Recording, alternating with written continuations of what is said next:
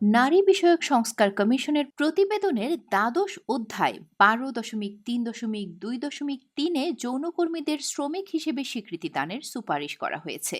এই বিষয়ে আপনার মন্তব্য আমাদের জানাবেন, আর আপনার যদি কোনো বিকল্প প্রস্তাব থেকে থাকে আমাদের তা জানাবেন।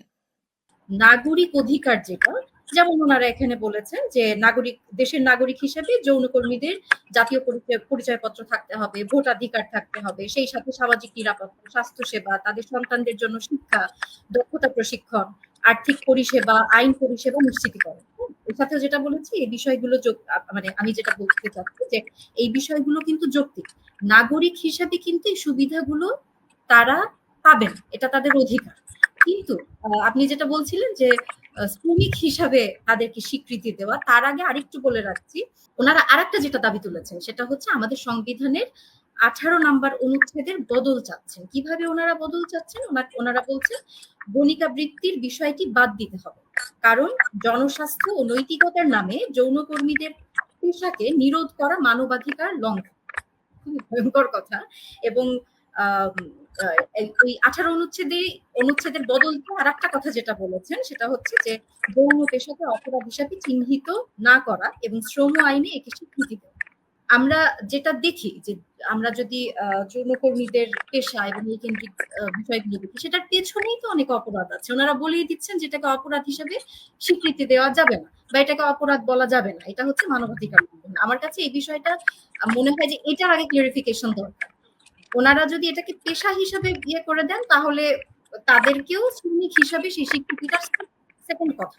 তো প্রথম কথাটার যদি আমি একটু ডিবাং করি, আমি আবার বলে নিচ্ছি, সিভিল রাইটস যেটা, সেটা নাগরিক হিসাবে অবশ্যই তাদের প্রাপ্য, সেটা ওনারা পাবেন। কিন্তু এই পেশাকে লিগ্যালিটি দেওয়া হবে কিনা, এই পেশার লিগ্যালিটি কয়টা দেশ দিয়েছে, এটা হচ্ছে প্রশ্ন। অনেক ফার্স্ট ওয়ার্ল্ড কান্ট্রি, মানে পাশ্চাত্য দেশেও আমরা দেখি না যে এই পেশার লিগ্যালিটি আছে। আর একটা কথা যদি বলি, ওনারা যেহেতু নারীদের নিয়ে কাজ করছেন, এই যৌন সেবাটা কারা নিতে আসেন? অবশ্যই পুরুষরা আসেন। তারা আসেন একটা পরিবার থেকে। সেই পরিবারের নারীদের কথা কি তারা ভেবেছেন? সেই পরিবারের নারীদের যারা এই যৌনকর্মে নাই, তারা দে আর এট হাই রিস্ক। তারা তো সেক্সুয়ালি ট্রান্সমিটেড ডিজিজে আক্রান্ত হয়ে যাবে, এবং এই সেক্সুয়ালি ট্রান্সমিটেড ডিজিজ দেখা যাবে যে অনেক বেশি স্প্রেড হয়ে যাচ্ছে। তো যারা এই কর্মটাই নাই, সেই নারীদের কথা কি ওনারা চিন্তা করেছেন? পরিবারে যে নারীরা আছে, যে পরিবার থেকে এই পুরুষরা আসবে সেবাটা নিতে, সেই পরিবারের নারীদের মানসিক ডিস্ট্রেস নিয়ে কি তারা চিন্তা করেছেন? তাদের ইনসিকিউরিটি নিয়ে কি চিন্তা করেছেন? তারা যে সেই পুরুষটার কাছ থেকে বিতাড়িত হচ্ছে, নানাভাবে বিতাড়িত হচ্ছে, হয়তো ফাইন্যান্সিয়ালিও হচ্ছে, আমরা যে যতদূর অনেক ঘটনা কাহিনী শুনি। তো সেটা তাহলে তো জিনিসটা ইনক্লুসিভ। এরপরেও আমি যেটা বলছি যে আমি যতগুলো ডকুমেন্টারি দেখেছি যৌনকর্মীদের নিয়ে, যতগুলো ডকুমেন্টারি দেখেছি, সিনেমা দেখেছি, আমি একটা ডকুমেন্টারি এরকম পাই নাই যেখানে যৌনকর্মীদের চোখের পানি পড়ে না।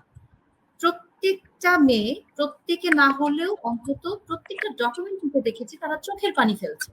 তারা এই প্রফেশনে যেভাবে প্রতারিত হয়ে চলে এসেছে বা দারিদ্রতার কারণে চলে এসেছে, নানামুখী প্রেশারের থেকে চলে এসেছে, এখানে তো এসে তারা কমফোর্টেবল না। এখানে তো they are also at high risk. এর মধ্যে সেক্সুয়ালি ট্রান্সমিটেড ডিজিজ হতে পারে, এবং এরপরে তাদের এই জীবনের নিশ্চয়তাটা আসলে কে দিবে? তো এই জিনিসগুলো কি তারা বিবেচনায় নিয়েছিলেন? সিনেমাগুলিতেও আমরা সিনেমা যেটা হচ্ছে একদম কমার্শিয়াল মুভিও যদি দেখি, সেখানে কি যৌনকর্মীদেরকে খুব সুখের জীবন বা এরকম কি দেখাচ্ছে যে এই গ্যারান্টি পাইলে তারা খুব সুখী হয়ে যাবে? বিষয়টা কিন্তু সেইটা না। এর পরের পয়েন্ট যেটা, সেটা হচ্ছে যে যেই পুরুষরা এই সেবা নিতে যায় পরিবার ফেলে বা ঘরের স্ত্রীকে ফেলে বা পরিবারের নানা অশান্তি করে, যে পুরুষরা যায় সেই পুরুষদের ব্যাপারে কি অ্যাকশনস নেওয়া হবে, আইনি ভাবে কি অ্যাকশনস নেওয়া হবে, সেটা তো ওনারা বলেন নাই। তাহলে সেটা তো বলা উচিত। আমরা জানি যে ইসলামিক আইনে কোনো বিবাহিত পুরুষ যদি এই ধরনের ব্যভিচারে লিপ্ত হয় তার শাস্তি কিন্তু মৃত্যুদণ্ড। সো এই জায়গাগুলো তো ওনারা ক্লারিফাই করে নাই। অন দি আদার হ্যান্ড এই চক্রটার পেছনে, এই যে যৌনকর্ম বা পতিতাবৃত্তি আমরা যেটা বলি, এইটার পেছনে যে বড় একটা র্যাকেট আছে, পাচারের র্যাকেট আছে, এইটার ব্যাপারে ওনারা কি বলেছেন? তাহলে তো আমাকে এটাকে একটা ইন্ডাস্ট্রি হিসাবে স্বীকৃতি দিয়ে দিতে হবে, এই পাচারটাকেও তাহলে স্বীকৃতি দিয়ে দিতে হবে। এখানে তাহলে আমি এই কর্মটা যদি আমি দিয়ে দেই, স্বীকৃতি দিয়ে দিই, বা তাদেরকে যদি শ্রমিক হিসাবে আমি এদেরকে স্বীকৃতি দিয়ে দিই, তাহলে তো এটা একটা ইন্ডাস্ট্রি হয়ে যাবে। তা আমি কি ওখানে ইনভেস্টমেন্ট করব, ফান্ডিং করব, সেরকম কি হবে? সেগুলো তো ওনারা ডিফাইন করে আসলে বলেন নাই। ল অ্যান্ড অর্ডারের কি হবে, বা এই যে যারা যৌনকর্মে আছে, সবচেয়ে মজার বিষয় হচ্ছে বা দুঃখজনকও বলা যায়, সেটা হচ্ছে যে যৌনকর্মী কতজন এই দেশে, সেটা নিয়ে অনেক মতভেদ আছে। সেটারও কোনো প্রপার ক্যালকুলেশন নাই। কোন জায়গায় এসেছে 1 লাখ, কোন জায়গায় এসেছে 2 লাখ, কোন জায়গায় এসেছে 60,000, কোন পরিসংখ্যানে এসেছে 1,30,000। এটার কোনো প্রপার পরিসংখ্যান নাই। নাই কেন? কারণ পুনর্বাসন নিয়ে আসলে ওনারা চিন্তা করেন না। যেই মেয়েগুলো এরকম ডিস্ট্রেসের মধ্যে আছে, এই পেশায় বাধ্য হয়ে আছে, তাদের কি পরিমাণ ফিজিক্যাল কষ্ট হয় সেটা যদি তারা জানতেন, তাহলে তাদের অন্য কোনো কাজে যেটা সামাজিকভাবে স্বীকৃত সেই পেশাতে তাহলে তাদেরকে নেওয়ার একটা ব্যবস্থা করা হতো। এটার কোনো প্রপার কিন্তু ডকুমেন্টস নাই। এনজিওদের কাছে অনেক ফান্ডস থাকে, নানাভাবে ফান্ডস আসে। এই ফান্ডটা দিয়েই কিন্তু অল্প অল্প করে হলেও শুরু করা যেতে পারে যে তাদেরকে এই কর্মটা থেকে আমরা একটা সামাজিকভাবে স্বীকৃতি এমন অন্য কোনো কাজে আমরা নিয়ে যাব, যাতে এই মেয়েগুলো ডিস্ট্রেসে না পড়ে। আর শুধু তো তা না, আমার কথার প্রথমে আমি যেটা বললাম যে এই মেয়েগুলি তো শুধু না, এই মেয়েগুলির সাথে অন্য যে মেয়েগুলো আছে যারা এই কর্মে নাই, তারাও তো জড়ায় যাচ্ছে নানাভাবে, তারা নানাভাবে হ্যাম্পার্ড হচ্ছে তাদের লাইফ, তাই না? তো এই এতগুলো জিনিস ওনারা যখন বলে দেন যে এটা মানে এটা হচ্ছে মানবাধিকার লঙ্ঘন, তাকে অপরাধ বলা যাবে না, এটা তো শুরুই হচ্ছে অপরাধ। এটাকে তারা কিভাবে ডিফাইন করবেন? আর ছোট্ট একটা আমি ম্যারিটাল রেপের ক্ষেত্রে খুব ছোট করেই বলবো, ম্যারিটাল রেপ যে হয় না বিষয়টা কিন্তু তা না।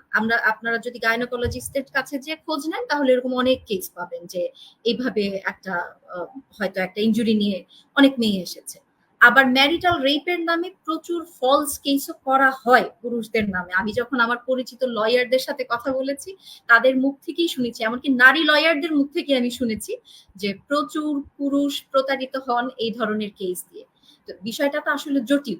আসলেই ভেতরে কি হয়েছে এটা তো বোঝা যাবে না, কারণ হাজবেন্ড ওয়াইফের ইন্টিমেট সময় ওখানে সাক্ষী তো নাই। তবে একটা জিনিস করা যেতে পারে যে আমরা যদি গাইনোকোলজিস্টদের কাছ থেকে এই কেসগুলো একটু দেখি, সেভাবে কিন্তু একটা ইনিশিয়েটিভ নেওয়া যেতে পারে যে সেই ক্ষেত্রে এই কেসগুলো আমরা কিভাবে ডিল করবো, বা এটার আইনি লড়াইগুলো কেমন হবে, সেটা কিন্তু আমরা করতে পারি।